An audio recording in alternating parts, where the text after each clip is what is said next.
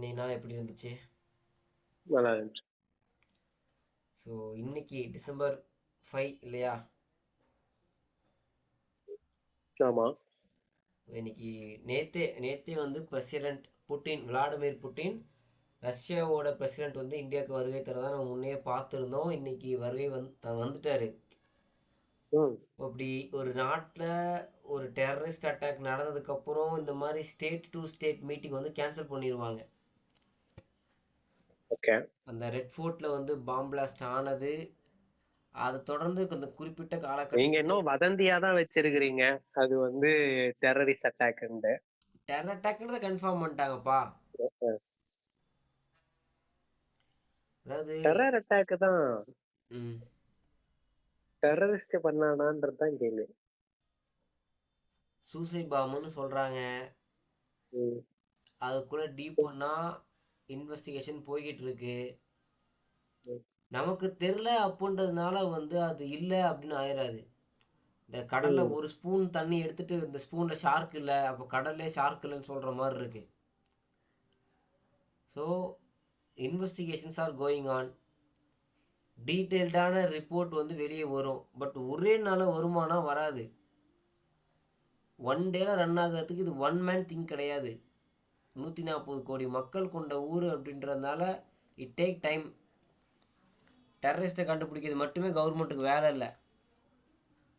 நாட்டில் ஒரு சிட்டிசனோட தேவையும் கவர்மெண்ட் செய்ய வேண்டிய செயலாக மாறிட்டே இருக்கு. ஸோ அது ஒரு ஒரு தனி டாப்பிக்கோ டைட்டிலோ அந்த மாதிரி போயிடும். எந்த கவர்மெண்ட்டாக இருந்தாலும் ஒரு பர்டிகுலர் டாபிக் மட்டும் கவர்மெண்ட் ஃபுல்லாக கான்சன்ட்ரேட் பண்ண முடியாது, பண்ணக்கூடாது, பண்ண முடியாது. ஏன்னா இவருக்கு நிறைய மேஜர் ப்ராப்ளம்ஸ் அட் ஹேண்ட் இருக்குது. நிறைய இந்தியாவோட பல மூலைகளில் பல விதமான பிரச்சனைகள் இருக்குது. இவங்க எடுத்த கொள்கைகளை ப்ராப்பர் டைமில் வந்து டிஃபைன் பண்ணி அதை வந்து கம்ப்ளீட் பண்ணணுன்ற க்ரைட்டீரியாவில் அவங்க ஒரு பிளானில் ஓடிக்கிட்டு இருக்காங்க. ஸோ இந்த மாதிரி திடீர்னு பாப்பப் ஆகிற பிரச்சனைகளுக்கெல்லாம் வந்து ஃபுல் அட்டென்ஷன் கொடுத்தாங்க அப்படின்னா எல்லாமே நின்று போயிடும். ஸோ எதுக்கு எவ்வளோ டைம் கொடுக்கணும், எவ்வளோ ப்ரியாரிட்டி கொடுக்கணுன்றது ஒரு நாட்டை ரன் பண்ணுற கவர்மெண்ட்டுக்கு தெரியும். அவங்க கொடுத்த டைமும் ப்ரியாரிட்டியும் தப்பாக சரியான்றது அந்த இன்வெஸ்டிகேஷனோட எண்டிங்கில் தான் தெரியும். ஆன்கோயிங் அதான் ப்ராசஸ்ஸே. அப்படி பார்த்தோம்னா எல்லா அரசையும் வந்து அந்த மாதிரி சொல்லிட்டு போயிட்டே இருக்கலாம். ஆமாம். ஆனா இவங்க சொல்ல மாட்டாங்க. வெவிங்க சொல்ல மாட்டாங்க. இதே வாய் நாளைக்கு அந்த அரசை குறை சொல்லலாம். பா, கவர்மெண்ட்டை கிரிட்டிசைஸ் பண்ணணும் அப்படின்றதுக்காக தான் மீடியாவை கான்ஸ்டியூஷனோட 4th பில்லர்னு சொல்கிறாங்க. நல்லது பண்ணால் சொல்லவும் செய்யணும், நல்லது சரியாக பண்ணல அப்படின்னா அதை கிரிட்டிசைஸும் பண்ணணும். அப்படின்றதுனால தான் இது டெமோக்ரஸியாகவே இருக்குது. அதுக்கு பேர் தான் டெமோக்ரஸி. அதுதான் பண்ணிக்கிட்டு இருக்கோம். பண்ணுற நல்லதையும் சொல்கிறோம், சில மிஸ்டேக்ஸையும் வந்து சிரிப்பான விஷயங்களாக பேசிக்கிட்டு இருக்கோம். நமக்கு எந்த அளவு தெரியும் அப்படின்றத வச்சு நம்ம இறங்கி பேசிக்கிட்டு இருக்கோம். நமக்கு மோர் தென் எனாஃப் தெரிஞ்சுது அப்படின்னா இன்னும் ஸ்ட்ராங்காக பேசலாம். பட் நம்மளோட நாலேஜுக்கு ஏற்ற அளவுக்கு எவ்வளோ இன்ஃபர்மேஷன் நம்மளால் கெயின் பண்ண முடியுதோ அதை வச்சு டீப் அண்ட் ஸ்டேட்லாம் பேசிக்கிட்டு இருக்கோம். பட் தேர் ஆர் ரூம்ஸ் இன்னும் இருக்குது. நம்ம தெரிஞ்சிக்க வேண்டிய இடங்கள் இருக்குது, தெரிஞ்சிக்க வேண்டிய டாபிக் இருக்குது, தெரிஞ்சிக்க வேண்டிய டெப்த் இருக்குது. நம்ம ஒன்ஸ் அந்த எக்ஸ்ட்ரீம் ரீச் ஆகிறப்ப அதுக்கேற்ற மாதிரி லாங்குவேஜாக நம்ம பேசுவோம். அப்போ அது சரியாக இருக்கும். நீ எதிர்பார்க்குறது அந்த விஷயம். பட் அந்த அளவுக்கான குவாலிட்டி நம்மக்கிட்ட நம்ம மாதிரி டெவலப் பண்ணிக்கணும். பிஃபோர் கவர்மெண்ட்டை வந்து நம்ம கிரிட்டிசைஸ் பண்ணுறதுக்கு முன்னாடி நம்மளையாவது கிரிட்டிசைஸ் பண்ண முடியாதுன்ற அளவுக்கு நம்ம முதல்ல டெவலப் ஆனால் தான் ஒரு டெவலப்பிங் கண்ட்ரியோட நடவடிக்கைகளை கிரிட்டிசைஸ் பண்ண முடியும். ஸோ நம்ம இன்னும் அந்த ப்ராக்ரஸில் தான் இருக்கோம். ஒன்ஸ் நம்ம ஆனதுக்கப்புறம் அதை பற்றி பேசிக்கலாம். ஸோ நம்ம இப்போ இருக்க இடத்துக்கு எந்த அளவுக்கு கிரிட்டிசைஸ் பண்ண முடியுமோ அதை பண்ணிகிட்ருக்கோம். ஓகே, ஹலோ, ம். டாப்பிக்கில் போகலாமா? ம். நீதான் பிரிஞ்சு வந்துட்ட.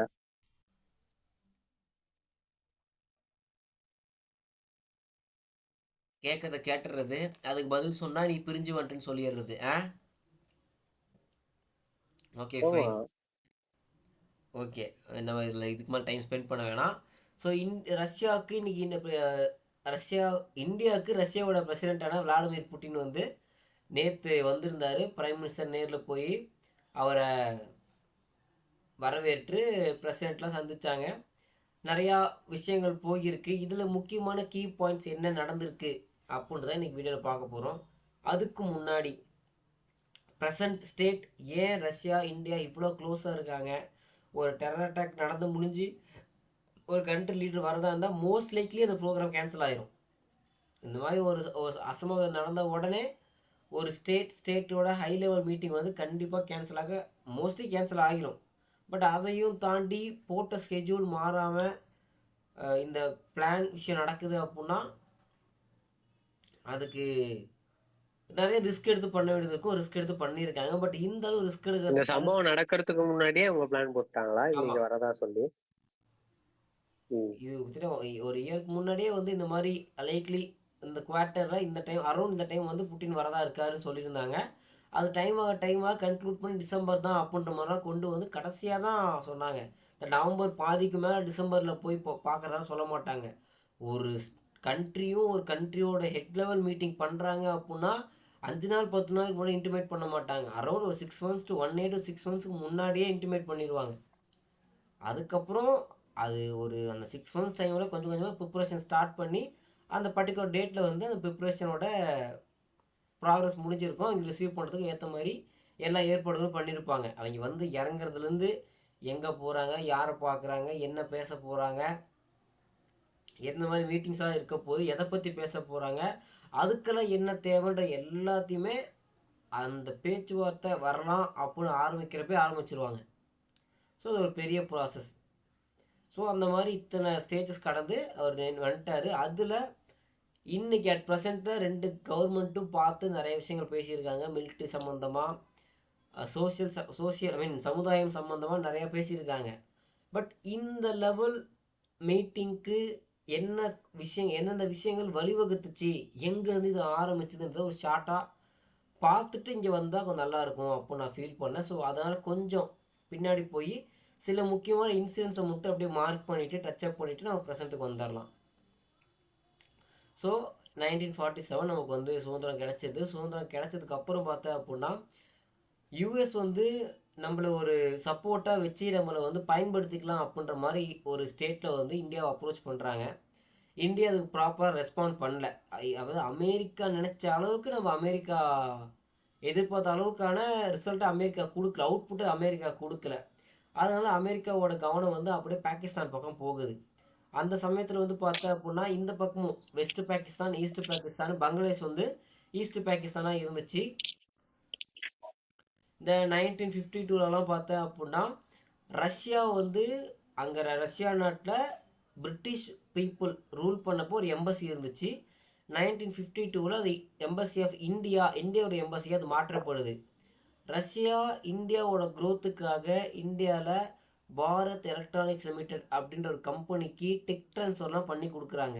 இந்த எம்ஐஜி மிக் அப்படின்னு சொல்லக்கூடிய போர் விமானங்கள், இந்த மாதிரி டிஃபென்ஸ் சைடில், டெக்னாலஜி சைடில் நிறைய விஷயங்களை நமக்கு கற்றுக் கொடுக்குறாங்க. டெக்னாலஜி டிரான்ஸ்ஃபர் அப்படின்ற ட்ரீட்டி மூலிமா நமக்கு வந்து சொல்லி கொடுத்து அந்த விஷயங்கள் எல்லாத்தையும் லோக்கலாகவே நம்ம ப்ரொடியூஸ் பண்ணிக்கலாம் அப்படின்ற மாதிரி நமக்கு பெர்மிஷன் கொடுத்து அதை அந்த டெக்னாலஜி ட்ரான்ஸ்ஃபர் பண்ணி அதை எப்படி ப்ரொடக்ஷன் பண்ணணும்னு சொல்லி கொடுக்குறாங்க. நம்ம ஆர்மிக்கு அவங்க ட்ரைனிங் கொடுக்குறாங்க. நம்ம சயின்டிஸ்ட்டுக்கு அவங்க ஊரில் கூட்டிகிட்டு போயிட்டு ட்ரைனிங் கொடுக்குறாங்க. ஸ்பேஸ் ப்ரோக்ராம், ராகேஷ் சர்மா வந்து அங்கே ரஷ்யாவோட ஸ்பேஸ் இண்டஸ்ட்ரி மூலயமா தான் ஸ்பேஸுக்கு போயிருப்பார். இந்த மாதிரி பல விஷயங்களை இந்தியாவுக்கு சொல்லி கொடுத்து இந்தியாவோட சயின்டிஸ்ட்டுக்கு ஆர்மிக்கு ட்ரைனிங் கொடுத்து இந்தியாவோட க்ரோத்துக்கு ஒரு முக்கியமான ஆரம்ப புள்ளியாக ரஷ்யா இருக்குது. ஸோ இதெல்லாம் ஒரு ஒரு ஒரு மூவிங் போயிட்டுருக்கப்ப அரௌண்ட் 1970 வந்து பார்த்தா அப்படின்னா ஆகஸ்ட் மாதம் 1971 ஆகஸ்ட் மாதம் அரௌண்ட் ஆகஸ்ட் வந்து பார்த்தா அப்படின்னா இந்தியாவும் ரஷ்யாவும் சேர்ந்து ஒரு ட்ரீட்டி ஒன்று போடுறாங்க. இந்த ட்ரீட்டி படி என்ன அப்படின்னா இந்தியாவை எந்த நாடுகளாச்சும் தாக்குச்சு அப்படின்னா அது ரஷ்யாவை தாக்குனதாக அர்த்தம் அப்படின்ற மைண்ட் செட்டில் போடுறாங்க. ஸோ நாங்கள் சப்போர்ட்டுக்கு வருவோம், இந்தியாவை அடித்தா எங்களை அடித்த மாதிரி அப்படின்றத அந்த ட்ரீட்டியோட ஒரு எண்டு பாயிண்ட்.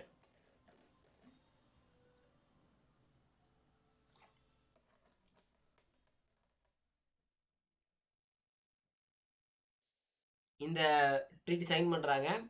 இது 1971 நடக்குது. 1947லேருந்து 1971 இந்த விஷயம் நடக்குது. நடுவில் நிறையா இந்த ஸ்பேஸ் இண்டஸ்ட்ரியில் வந்து ஹெல்ப் பண்ணுது.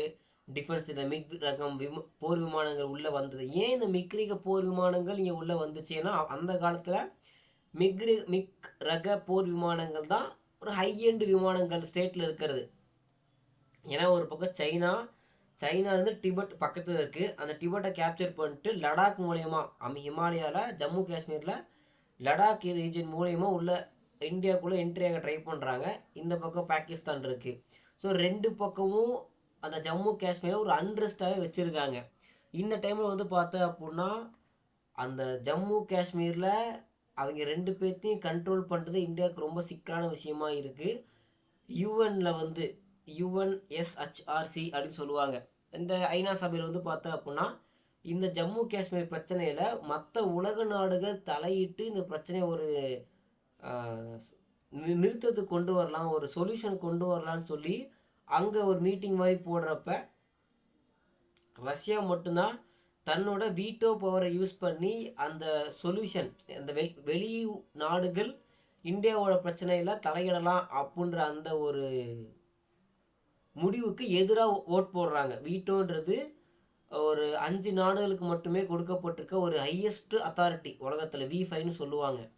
அதில் ரஷ்யாவும் ஒரு ஆள். ஸோ ஒரு நாடு வீட்டோ போட்டால் கூட அந்த ஐநா சபையோட தீர்மானத்தை கேன்சல் செஞ்சிடணும். அதுதான் ரூல்.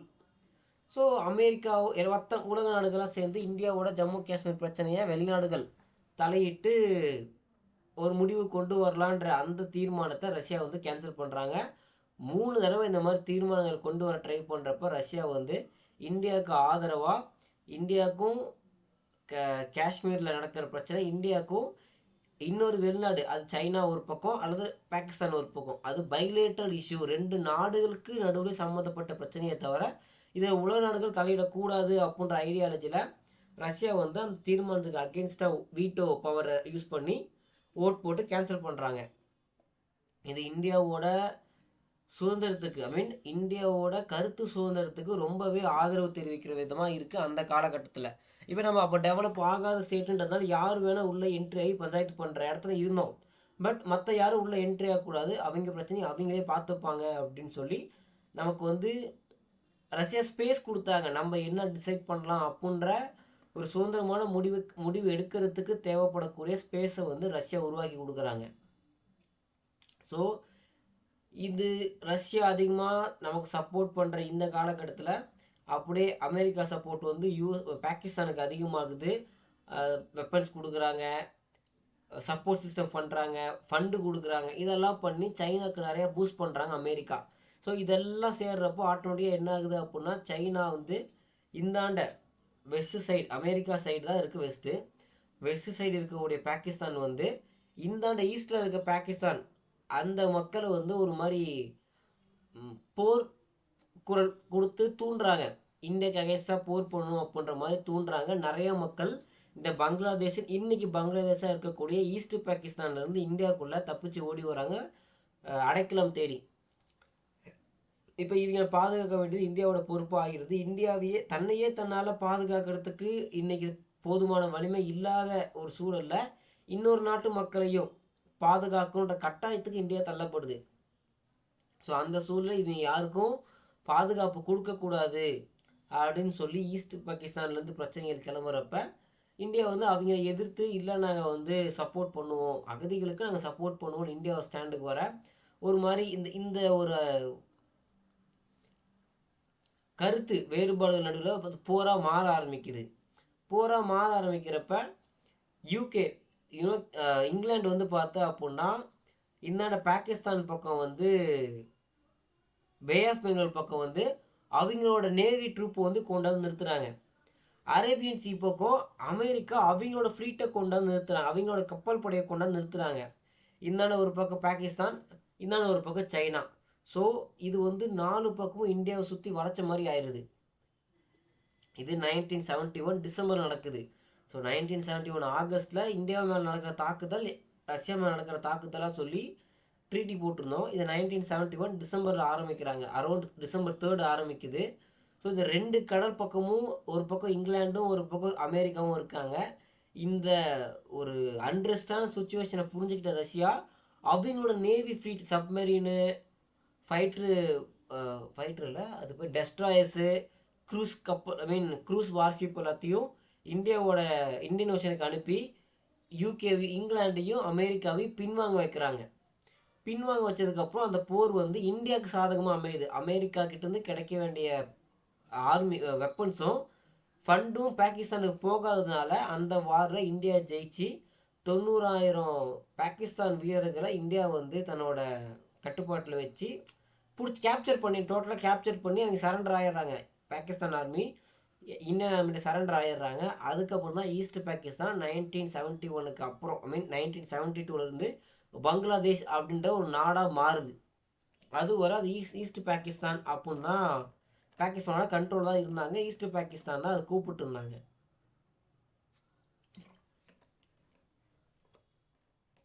இந்த 1971 ரஷ்யா தலையிட்டு பண்ண உதவி தான் இந்த ஃப்ரெண்ட்ஷிப் லைன்லேயே ரொம்ப முக்கியமான ஒரு கீ சம்பவமாக பார்க்கப்படுது. இந்தியாவுக்கும் ரஷ்யாவுக்கும் ஒரு நட்புலேயே நீ ரஷ்யா பற்றி பேசினாலே இந்த இந்த 1971 கான்செப்ட் தான் எல்லாருக்கும் ஞாபகம் இருக்கும். ஒரு மேஜரான விஷயம் இதுதான்.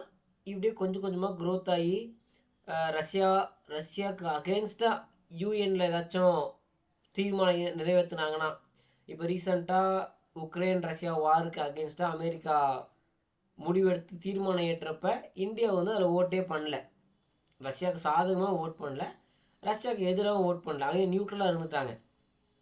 எத்தனை டைம் ஓட்டு வச்சாலும் எந்த காலகட்டத்துலேயும் ரஷ்யாவுக்கு அகெயின்ஸ்டாக இப்போ இந்த உக்ரைன் விஷயத்தில் அகெயின்ஸ்டாகவும் பண்ணல, சாதகமாகவும் பண்ணல.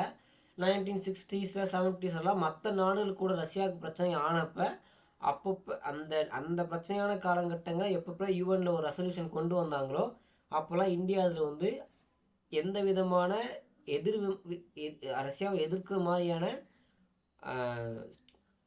ரெசல்யூஷனை சப்போர்ட் பண்ணல. ரஷ்யாவுக்கு அகெயின்ஸ்டாக சப்போர்ட்டே பண்ணல. இது வந்து 2 பேர் ஒருத்தருக்கு ஒருத்தர் இது அந்த 1950s இருந்தே அப்படியே மூவ் ஆன் ஆகி பண்ணிக்கிட்டே வராங்க.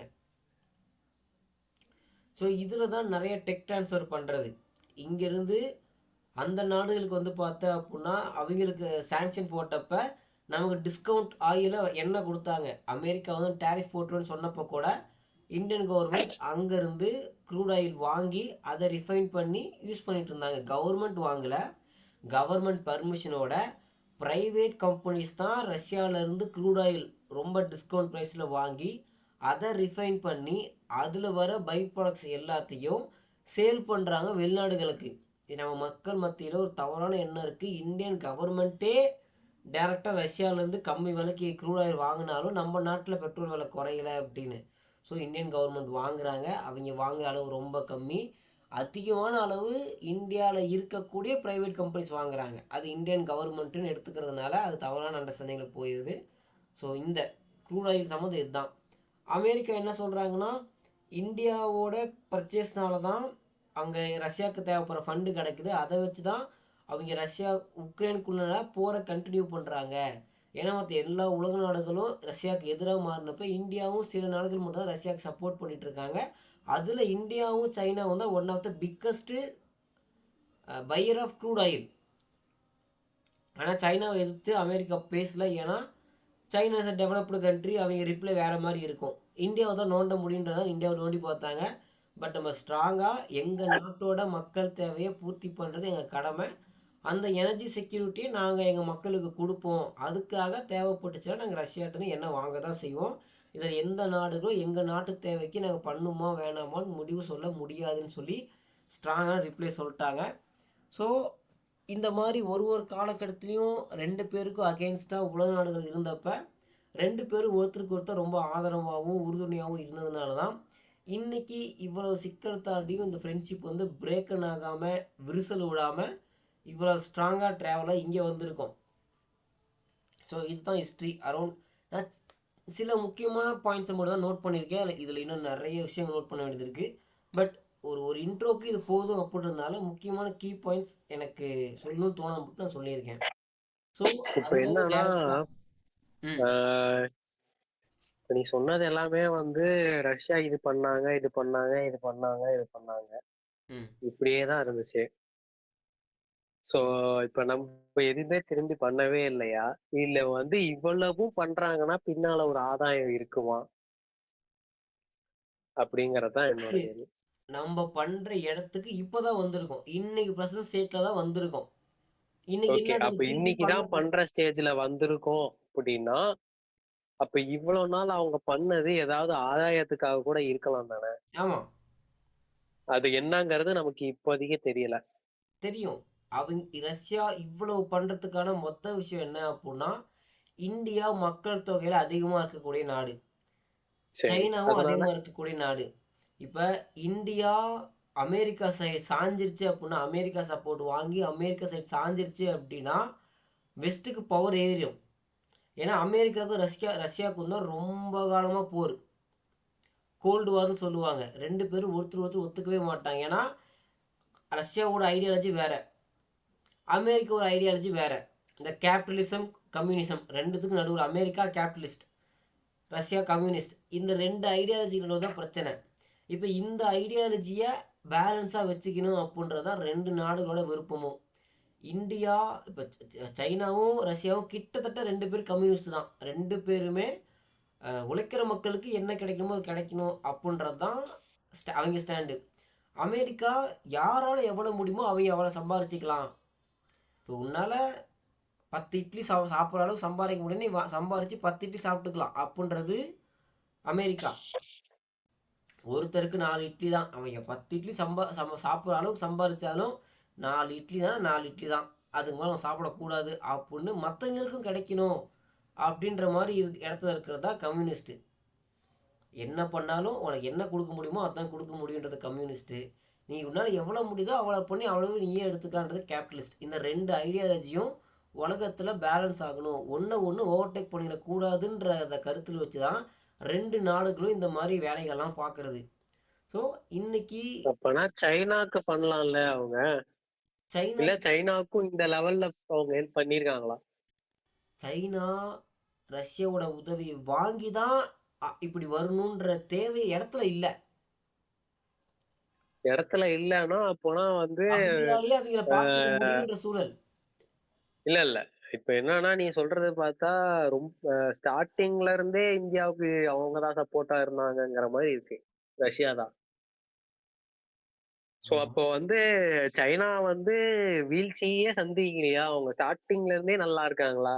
இல்லை, அப்புறம் அதாவது நம்ம அதாவது அந்த 1940 டு அதை 70க்குள்ளார 1942 சாரி 1940 டு 70க்குள்ள சைனா வந்து ஒரு நல்ல ஸ்டேட்டுக்கு வந்துட்டாங்க. நம்ம இப்போ வர அந்த 30 வருஷம் வளர்ச்சி அவங்க அப்பயே ஆரம்பிச்சிட்டாங்க. ஒரு ஸ்ட்ரிக்டான கவர்மெண்ட், ஒரு விஷனோடு இருந்த கவர்மெண்ட் சைனாவில் இருந்துச்சு. ம் அவங்க அந்த 1940s டு 70ஸ்குள்ளேயே அந்த அளவுக்கான அந்த இண்டஸ்ட்ரியல் ரெவல்யூஷனுக்கு வந்ததுனால தான். ஏன்னா அன்னைக்கு அங்கே எல்லாம் யங்ஸ்டர்ஸ், அன்னைக்கு அங்கே இருந்த மக்கள் தொகை அந்த கவர்மெண்ட் ப்ராப்பராக யூஸ் பண்ணதுனால, அந்த கவர்மெண்ட் யூஸ் சரி, பண்ணதுனால ஓகே. சரி, நம்ம இப்படி வர வேணாம். அதாவது வந்து இவங்க ஏதாவது கொடுத்து பண்ணணுங்கிற விஷயத்துக்கு வர வேணாம். சோ சைனா ரஷ்யாவுக்கு இடையேயான நட்புணர்வு எவ்வளவு எப்படி இருக்கு? ஹை. அங்கே வந்து இதே நம்மள மாதிரி தான், நம்ம ஃப்ரெண்ட், அவங்க பிரதர்.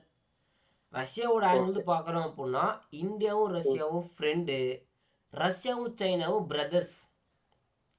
ஓகே. ஏன்னா அவங்க 2 பேர்த்தோட ஐடியாலஜி ஒரே ஐடியாலஜி. ம் ரஷ்யா பெரிய லேண்ட்மாஸ், சைனாவும் ஒரு மிகப்பெரிய லேண்ட்மாஸ் கொண்ட நாடு ப்ளஸ் மக்கள் தொகை கொண்ட நாடு. 2 பேருமே ம் டெவலப்டு ஸ்டேட்டில் இருக்காங்க, டெவலப்பிங் ம் கண்ட்ரீஸில் இல்லை. 2 பேருமே டெவலப்டு கண்ட்ரி தான். பட் ம் நாம் சோசியலிஸ்ட் ஐடியாலஜி, நம்ம கேபிட்டலிஸ்ட்டும் கிடையாது கம்யூனிஸ்ட்டும் கிடையாது, ம் ரெண்டுத்துலேயும் சேர்ந்த மாதிரி ஒரு மிக்சராக இருக்கும்.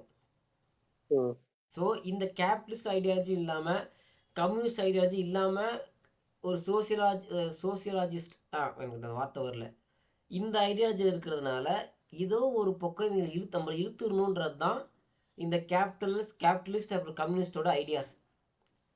ஸோ எந்த பக்கம் சாயிரமோ அந்த பக்கம் அப்புறம் எடுத்துரும். நம்ம தான் முடிவு பண்ண போகிறோம், நம்ம டிசைடிங் அத்தாரிட்டி நம்மக்கிட்ட இருக்குது. நம்ம யார் பக்கம் சாஞ்சோம்னாலும் அந்த சைடு ஓவர்டேக் பண்ணிடும்.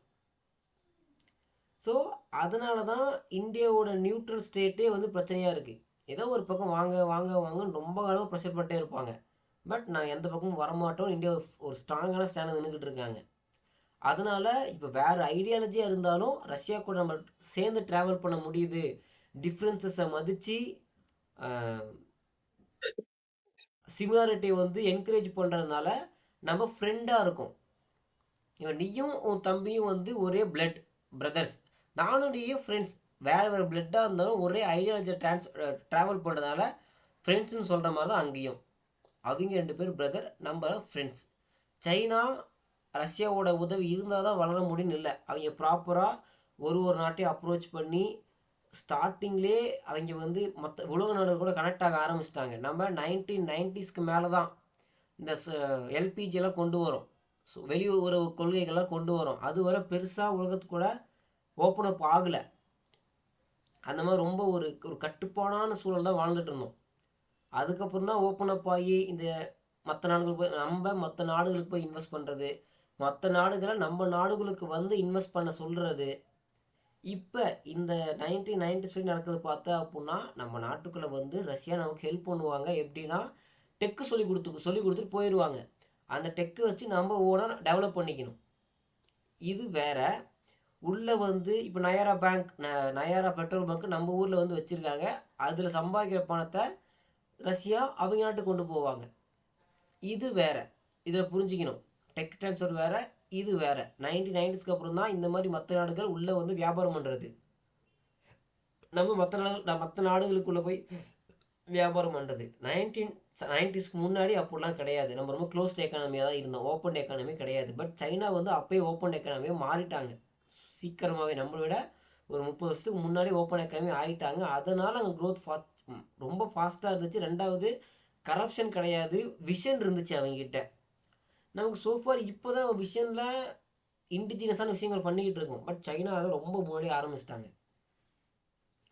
ஸோ இங்கே இப்போ இந்த ரஷ்யாவோட இந்த முக்கியமான சில சப்போர்ட்ஸ் தான் இந்தியாவை அந்த காலகட்டத்தில் சஸ்டெயின் பண்ணி ஓடுறதுக்கு, சர்வைவ் ஆகிறதுக்கே ரொம்ப ஒரு உதவி பண்ணுற விஷயமா இருந்துச்சு. அதோட தொடர்ச்சியாக இன்றைக்கி இந்த விசிட் வந்திருக்காங்க. இந்த விசிட்டில் என்ன நடந்திருக்கு, அந்த பேக் ஹிஸ்ட்ரி பார்த்துட்டோம். இப்போ எக்ஸ்ட்ரா கேள்விகள் மூலயமா சுற்றி இருந்த நாடுகள் எப்படி இருந்தாங்கன்னு பார்த்துட்டோம். ஏன் இந்தியாவுக்கு ரஷ்யா சப்போர்ட் பண்ணணும் அப்படின்றதையும் பார்த்துட்டோம். ஏன்னா அமெரிக்காவோட பவர் அதிகமாக விட்டுறக்கூடாது. அது அமெரிக்காவை பேலன்ஸ் பண்ணுறதுக்காக தான் நமக்கு சப்போர்ட் பண்ண ஆரம்பித்தாங்க. இப்போ அது ஹேண்ட் இன் ஹேண்டாக போயிட்டுருக்கு. ஒரு காலத்தில் 1 வேவாக இருந்தது, இப்போ 2 வேவாக மாறி இருக்கு. அந்த 2 வே என்ன அப்படின்னா, இப்போ நம்ம நாடுகளுக்குள்ளே வந்து நீங்கள் நயரா பேங்க் பண்ணிக்கங்க, அது வர வருமானத்தை நீங்கள் கொண்டு போய்க்கலாம் அப்படின்னு சொல்கிறதும், நம்ம ஊர் மக்களை ரஷ்யாவில் போய் கடைகள் ஸ்டார்ட் பண்ணி பிஸ்னஸ் பண்ணுங்க. ஏன்னா ரஷ்யாவில் சாங்ஷன்ஸ் போட்டப்போ நிறையா ஃபாரின் கண்ட்ரிஸோட கடைகளெல்லாம் ரஷ்யா விட்டு வெளியே போய் கேஎஃப்சி, பர்கர், ஸ்டார்பக்ஸ் எல்லாம் வந்து அப்படியே அவங்க கடைகள்லாம் க்ளோஸ் பண்ணிட்டு வெளியேறிட்டாங்க. அப்போ நம்ம ஊர் கடைகளை போய் அங்கே ஓப்பன் பண்ணுங்கன்னு சொல்லி அந்த எக்கானமியை பூஸ்ட் பண்ணுறதுக்காக, அவங்க ஊர் மக்களுக்கு சப்போர்ட் பண்ணுறதுக்காக இங்கேருந்து சில கம்பெனிஸ் அங்கே போய் புதுசாக ஸ்டார்ட் பண்ணாங்க. இந்த மாதிரி அவங்களுக்கும் நம்ம ஹெல்ப் பண்ணியிருக்கோம். அவங்க பண்ண அளவுக்கு பெருசாக பண்ணல அப்படின்னாலும் பண்ணியிருக்கோம். 2 நாடுகளும் சேர்ந்து தான் பிரம்மோஸ், அந்த பிரம்மபுத்திரா அண்ட் மோஸ்குவா 2 நதியோட பேர் சேர்த்து வச்சு பிரம்மோஸ்ன்ற ஒரு மிசைலை ஒன்று டெவலப் பண்ணாங்க. இப்போ அந்த மிசைலோட செகண்டு வேரியண்ட்டை, அட்வான்ஸ்டு வேரியண்ட்டை டெவலப் பண்ணுறதுக்கு இந்த மீட்டிங்கில் பேசியிருக்காங்க. ஸோ என்னென்ன பேசியிருக்காங்கன்றதை இப்போ நோட் அவுட் பண்ணி பார்ப்போம். ஸோ இந்த maritime and polar waters training cooperation சொல்லியிருக்காங்க. அதாவது இந்தியாவோட கப்பல் படைக்கு அந்த போலார் ரீஜியனில், இப்போ இந்தியாவிலேருந்து ரஷ்யாவுக்கு போகிறதுக்கு ஒரு ஷார்ட் ரூட் ஒன்று வந்து ரெடி பண்ணியிருக்காங்க கடல் மூலயமா. அந்த ரூட்டில் போகிறப்போ அங்கே நிறையா ரஷ்யா கிட்ட பனி நிறையா இருக்கும், கடலில் பனிக்கட்டிகள் நிறைய உறைஞ்சிருக்கும். அந்த கடலை எப்படி ட்ராவல் பண்ணுறது, அந்த பனியை எப்படி ஹேண்டில் பண்ணுறது, அந்த பனிக்கட்டிகள் மூலயமா எப்படி அந்த பனிக்கட்டிகளை தாண்டி டிரைவ் பண்ணி உள்ளே வந்துட்டு வெளியே போகிறது அப்படின்றத பற்றி ட்ரைனிங் அவங்க இடத்துல ரஷ்யா கவர்மெண்ட்டோட இந்தியன் நேவியும் சேர்ந்து ட்ரைனிங் எடுத்துப்பாங்க. அந்த போலார் வாட்டர்ஸை கடக்கிறதுக்கு கெப்பாசிட்டி கொண்ட கப்பல்களை பில்ட் பண்ணுறதுக்கான டெக்னாலஜியை ரஷ்யா வந்து இந்தியாவுக்கு ட்ரான்ஸ்ஃபர் பண்ணுறதா சொல்லியிருக்காங்க. உரை ஃபெர்டிலைசர் இண்டஸ்ட்ரி, மண்ணுக்கு போடக்கூடிய உரங்கள் தொழில்நுட்பத்தை ட்ரான்ஸ்ஃபர் பண்ண பேசியிருக்காங்க. இங்கேருந்து டெம்பரவரியாக லேபர்ஸ் அங்கே வர சொல்லி அங்கே ஒர்க் பண்ணுறதும், அங்கேருந்து லேபர்ஸ் இங்கே வந்து ஒர்க் பண்ணுறதும் பேசியிருக்காங்க. ஹெல்த் கேருக்கு, medical, education, food, social safety, மக்களோட பாதுகாப்பான முன்னேற்றத்துக்கு இந்த மாதிரி பல மல்டிலேட்ரல் அப்படின்னா பல அடுக்குகளாக மல்டிலேட்ரல் ஸ்கீம்ஸை வந்து மல்டிலேட்ரல் ட்ரீட்டி வந்து சைன் பண்ணியிருக்காங்க. அப்ராக்சிமேட்டாக 16 மெமரண்டம் ஆஃப் அண்டர்ஸ்டாண்டிங் சொல்கிறாங்க. அதாவது 16 டாக்குமெண்ட்ஸை சைன் பண்ணியிருக்காங்க.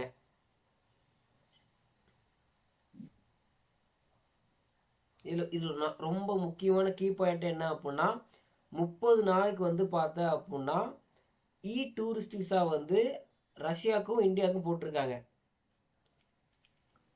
ஸோ ரஷ்யாவிலேருந்து ஒருத்தர் இந்தியாவுக்கு வராங்க அப்படின்னா 30 நாளைக்குள்ளே வந்துட்டு ரிட்டர்ன் போயிடுவாங்க அப்படின்னா விசா எடுத்து அப்ளை பண்ணி விசா எடுத்து வரணும் அவசியம் இல்லை. விசான்னு சொல்கிறாங்க. இன்டர்நெட்லேயே அப்ளை பண்ணி இன்டர்நெட்லேயே வாங்கிடுறது. எங்கேயும் டேரெக்டாக எம்பசியெல்லாம் போகாமல் இன்டர்நெட்டில் அப்ளை பண்ணி அப்படி ஆன்லைனில் அப்ளை பண்ணி ஆன்லைன்லேயே ஓகே ஆகிரும். வந்துட்டு 30 நாளுக்கு ரிட்டர்ன் ஆகிடுவாங்க. அந்த மாதிரி கொண்டு வந்திருக்காங்க. ஃப்யூச்சரில் டூரிஸ்ட்டுக்கு மட்டும் ஃப்ரீ விசாவே தேவையில்லை, பாஸ்போர்ட் தான் வந்துட்டு போய்க்கலாம் அப்படின்ற மாதிரி கொண்டு வரதுக்கான டாக்ஸ் வந்து கொண்டு வந்திருக்காங்க.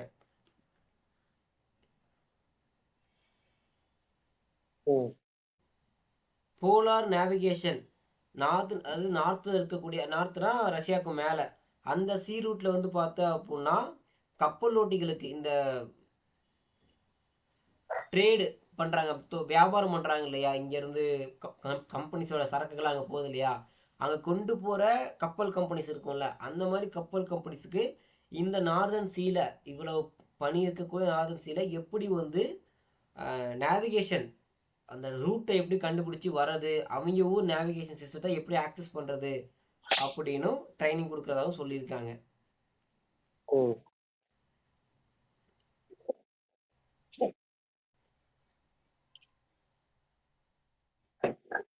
ஸோ ரஷ்யா தான் தமிழ்நாட்டில் கூடங்குளத்தில் இருக்க நியூக்ளியர் பவர் பிளான்ட்டில் ப்ராஜெக்ட் ஒர்க் பண்ணிகிட்டு இருக்காங்க. மொத்தமாக 6 என்ன சொல்கிறாங்கன்னா 6 ரியாக்டர் வந்து பார்த்தா அப்படின்னா 4 வந்து கன்ஸ்ட்ரக்ஷனில் இருக்குது, 2 வந்து கம்ப்ளீட் பண்ணிட்டாங்க.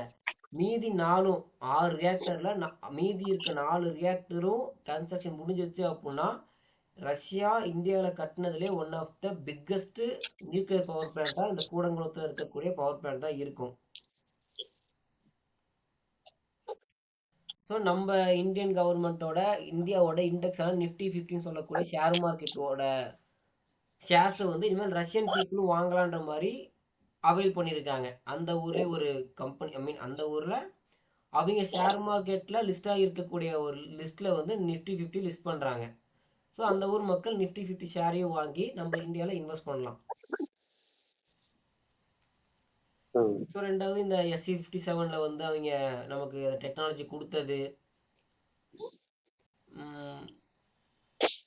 இந்த ஆர்டிக் ஓஷனில் ஓடக்கூடிய கப்பல்கள் கன்ஸ்ட்ரக்ஷன் பற்றி இந்தியன் கம்பெனிஸுக்கு சொல்லி கொடுக்குறதா இருந்தது. இந்த மாதிரி கீ விஷயங்கள் வந்து இன்னைக்கு சைன் ஆகியிருக்கு. ஸோ இதுதான் சோஃபார் இதுதான் விஷயங்கள். முக்கியமாக இந்த டூரிஸ்ட் விசா தான் வந்து நான் முக்கியமாக பார்க்குறது. அதுக்கப்புறம் தான் இப்படி இன்னொரு விஷயம் என்ன அப்படின்னா இந்தியாவோட ஆர்மி பேஸில் ரஷ்யாவுக்கு பெர்மிஷன் கொடுத்துருக்காங்க, ரஷ்யாவோட ஆர்மி பேஸில் இந்தியாவுக்கு பெர்மிஷன் கொடுத்துருக்காங்க. அதாவது இப்போ ஒரு ஜாயிண்ட் எக்ஸசைஸ் பண்ணுறாங்க அப்படின்னா ரஷ்யாவிலேருந்து இந்தியாவும் ரஷ்யா இந்தியா 2 நாளுக்கும் சேர்ந்து 2 ஆர்மியும் ஒருத்தர் லீடர்ஷிப்பு கீழே கமாண்டை வாங்கிக்கிட்டு ஒர்க் பண்ணுவாங்க. ஒரு ட்ரைனிங் மாதிரி ட்ரில் மாதிரி பண்ணுவாங்க. அது ஒரு பக்கம், அது ரெகுலராக நடக்கும், வருஷத்துக்கு ஒருக்கா நடக்கும். ரெண்டாவது இப்போ ஏதோ ஒரு வேலை ஒரு விஷயமா வராங்க, பெட்ரோல் தீர்ந்து போயிடுது, ஃபியூவல் தீர்ந்து போயிடுது அப்படின்னா இந்தியா பக்கத்தில் இருக்க இந்தியாவில் இருக்கக்கூடிய ஆர்மி பேஸில் லேண்ட் ஆகி ரீஃபியூவல் பண்ணிட்டு போகலாம். இந்த ப்ராப்பராக ப்ரொசீஜராக பேப்பர் ஒர்க்லாம் பண்ணிட்டு தான் வரணும் இல்லை, எனி டைம் வரலாம், பண்ணிட்டு போகலாம். ஃப்ரெண்டு வீட்டுக்கு வந்துட்டு வித்தவுட் இன்விடேஷன் வந்துட்டு போகிற மாதிரி ப்ரியார், அது முன்கூட்டியே தகவல் இல்லாமல் நம்மளும் அவங்க பேஸுக்கு போயிட்டு வரலாம், அவங்களும் நம்ம பேஸுக்கு வந்துட்டு போவாங்க. ஸோ 2 பேர்த்து பேஸும் 2 பேரும் ஆக்சஸ் பண்ணிக்கலாம் அப்படின்னு சொல்லியிருக்காங்க. ஸோ இதெல்லாம் புட்டின், மோடி, ரஷ்யாவோட பிரசிடென்ட்டும் இந்தியாவோட பிரைம் மினிஸ்டரும் 2 பேரும் இன்னைக்கு மீட் பண்ணதில் நேற்றுலேருந்து இந்த 2 நாளில் நடந்த முக்கியமான விஷயங்கள், முக்கியமான பேச்சுவார்த்தை இதெல்லாம். ஸோ இன்னைக்கு வீடியோவில் ரஷ்யாவும் இந்தியாவும் எங்கே இருந்து எவ்வளோ தூரம் ட்ராவல் பண்ணி வந்திருக்காங்கன்னு பார்த்துருக்கோம். அப்கமிங் டேஸில் இதே மாதிரி கண்டினியூ ஆகுன்னு சொல்ல முடியாது. ஏன்னா இன்டர்நேஷ்னல் ஜியோ பாலிட்டிக்ஸில் ஒரே ஒரு சட்டம் தான், பர்மனெண்ட் ரிலேஷன்ஷிப் எதுவுமே கிடையாது. பர்மனெண்ட் நீடு மட்டும்தான் இருக்கும், பர்மனெண்ட் இன்ட்ரெஸ்ட் மட்டும்தான். நிரந்தரமான எதிரியும் கிடையாது, நிரந்தரமான நண்பனும் கிடையாது. நிரந்தரமான தேவைகள் மட்டும்தான்றது தான் இன்டர்நேஷ்னல் ஜியோ பாலிட்டிக்ஸில் இருக்கக்கூடிய ஒரே ஒரு சட்டம், சொல்லப்படாத சட்டம். ஸோ இன்றைக்கி ஃப்ரெண்ட் நாளைக்கு எனிமியாக மாறுறதும், நேற்று எனிமி இன்னைக்கு ஃப்ரெண்டாக மாறுறதும் ரொம்ப கேஷுவலாக நடக்கும். அதுக்கு பெஸ்ட்டு உதாரணம் சைனா. திடீர்னு பைத்தியம் ஆயிடுவாங்க, திடீர்னு ஞானி ஆயிடுவாங்க.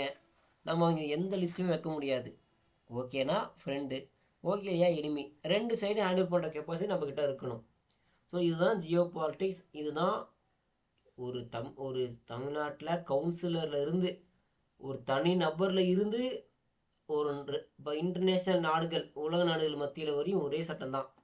நிரந்தரமான தேவைகள் மட்டும்தான் இங்கே இருக்கே தவிர நிரந்தரமான உறவுகள் அப்படின்னு எதுவுமே கிடையாதுன்றது தான் உண்மை. So individual to international people வரையும், இன்டர்நேஷ்னல் கண்ட்ரிஸ் வரையும் இதுதான் சொல்லப்படாத ஒரு உன்னதமான ஒரு சட்டம்.